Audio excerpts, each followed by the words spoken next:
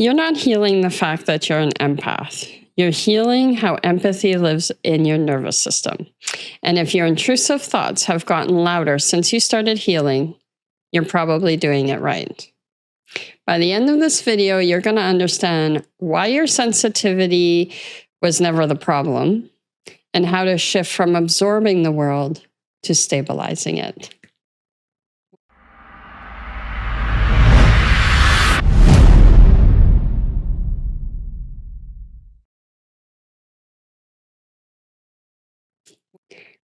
I'm Diane, and welcome to The Resolution, where we talk about nervous system sovereignty, embodied empathy, healing from the inside out, and what it really means to stop surviving and start living with your true signal.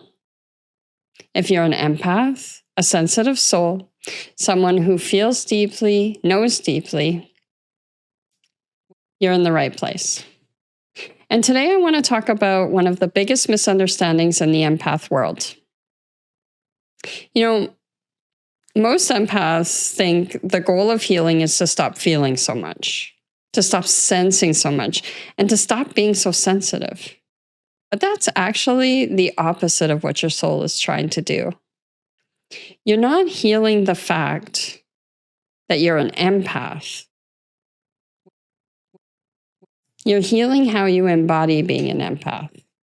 Sensitivity isn't the wound. The way your system learned to survive inside the sensitivity, that's what's healing. So this isn't, and it's not about being in a healing loop forever. It's actually about being whole enough to live. And this shift changes everything on how you experience yourself, your emotions, your relationships, your thoughts, and your sense of purpose. So, most of us learned very early that the way we stayed safe was by reading the room, regulating the room, fixing the room, and absorbing the room. We didn't just feel emotions. We became the emotional stabilizers of environments that weren't safe. We learned to scan energy. We learned to track moods, anticipate danger, discomfort, conflict, emotional instability. Our inner landscape became very intelligent, but also incredibly overworked. So our identity slowly became, if I can manage everyone else's internal world, maybe I'll be okay. But that's not empathy. That's survival. That's the wounded empath identity. Not because something's wrong or you're doing it wrong, but because your body learned to protect you the best way it knew how. I remember a period in my life where I was doing a lot of inner work, a lot of growth, and instead of feeling lighter, things actually felt louder. I became more aware of what was moving through my body. My thoughts got a lot noisier. My sensitivity felt heightened. But there was a part of me that wondered, am I doing something wrong? And why does this feel messier instead of calmer? But what I started to realize was that as the old density was leaving the system, something else was happening too. Space was created. Expansion creates space. Growth creates space. And even as you're doing a deep cleanse inside, it's also creating space. And when you're not used to spaciousness yet, guess what? The mind can rush in to fill it. Old patterns try to occupy it. The ego wants to create that familiar noise. So that's often where anxiety or intrusive thoughts start to show up. Not because we're doing it wrong, but because your inner landscape is learning how to live inside openness instead of survival. And that realization helped me stop judging what was happening inside of me. It helped me soften in the process and to stop fighting it and to trust the process. And this is where the real shift started for me. You know, when you start healing, it doesn't make you feel any less. You still sense, you still feel, and you still know. You're still an empath. That's not going to change. What changes is that you stop becoming what you perceive. You stop caring what isn't yours, fixing what isn't your responsibility, and stabilizing the room by abandoning yourself. Instead, you become an embodied presence, a coherent inner landscape, and a grounded field. You don't manage energy anymore. You become the stabilizing signal. That's sovereignty. I'm writing a book right now, and one of the chapters dropped into me, and it was so clear. This was what it was about. So a wounded empath becomes a sponge, and a healed empath becomes a tuning fork. And if you've ever seen a tuning fork, when it's struck, it holds a pure frequency.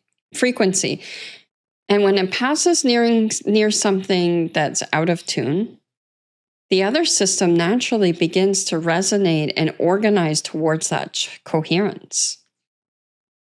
You see, the tuning fork doesn't absorb distortion. It doesn't collapse into the noise, and it doesn't lose itself.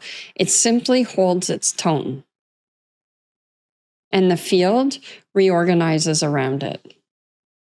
And a sponge, on the other hand, we all know what that does. It gets heavy, it gets saturated, it gets exhausted, it loses its vitality. And that's what unhealed empathy looks like in the body and our inner world. Empaths were never meant to be sponges. We were meant to be the tuning forks. And this is the part. Here's another part that, it's not explained properly, in my opinion. When you start shifting from sponge to tuning fork, your system's going to go through that detox phase. Just like when you do a physical cleanse, your skin might break out, old toxins start to surface, and things start to leave your body. Well, guess what? The psyche does the same thing.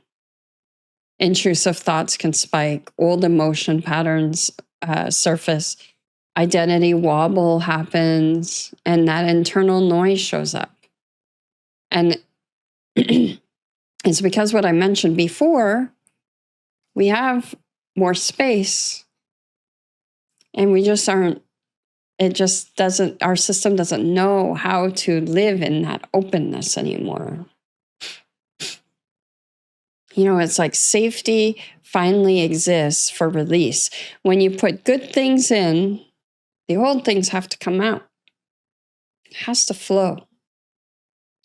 So a lot of people panic when intrusive thoughts show up and think, oh, I'm going backwards. Am I broken? Why is my mind doing this? But really, all you did was stir the sediment. You turned the internal plumbing back on. The water is going to get cloudy before it clears out. So those thoughts aren't who you are. They're old survival residue leaving your inner landscape. Your ego isn't the enemy. It's just a protector recalibrating after years of doing the same job.